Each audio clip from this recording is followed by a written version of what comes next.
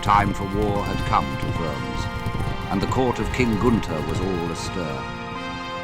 Siegfried, the man from Xanten, took charge of the Burgundian men, 1,000 strong, with Hagen, Gernot, and Gisela at his side. They set out to meet the armies of Ludeger, king of Saxon, and Ludegast, king of Denmark, who thought to take the land.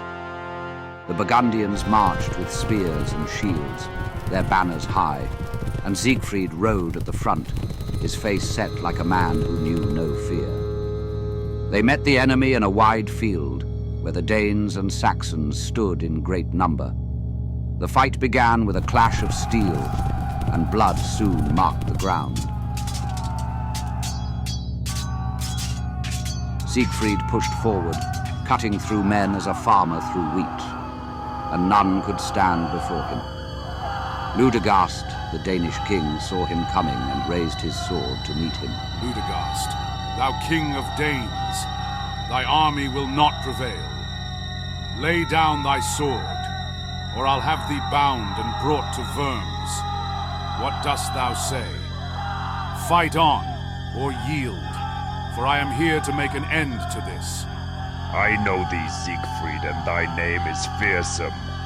But I am a king, not a coward. Come, let us cross blades and see who stands when this day is done. They fought, and Siegfried's strength was too much. He struck Ludegast's shield until it broke, and with a final blow, he brought the king to his knees. Ludegast was bound in chains and led from the field. Elsewhere, Hagen and Gernot held their own, and many Saxons fell. Ludeger, seeing his ally taken, rallied his men, but Siegfried turned on them next. The battle raged until the enemy could fight no more, and Ludeger, worn and beaten, threw down his arms. Enough, Siegfried. Thou hast the day, I yield to thee and Gunther. Spare my men and take me as thy prisoner. I'll not raise arms against ye again. So be it, Ludeger. Thou speakest wisely. Come with us to Worms, and we'll see what Gunther says. Thy men shall live if they swear to keep the peace.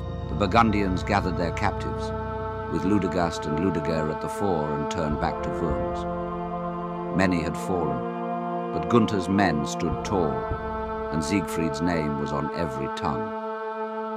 They reached the city, and Gunther met them at the gates. He looked on the prisoners and spoke to Siegfried. Siegfried, thou hast done more than I could ask. These kings are ours, and Burgundy is safe. What wouldst thou have me do with them? Speak, for thy word carries weight. Treat them well, Gunther, as kings, not knaves. Keep them here, but let them eat at thy table. They've sworn to cause no trouble, and I believe them. Let's show the world what honor means in Worms. Gunther agreed, and the captives were housed in the city, given food and good quarters, though watched by Hagen's men. The court held feasts to mark the victory, and Siegfried sat high at the table, praised by all. Kriemhild, from her place among the women, saw him and felt her heart move.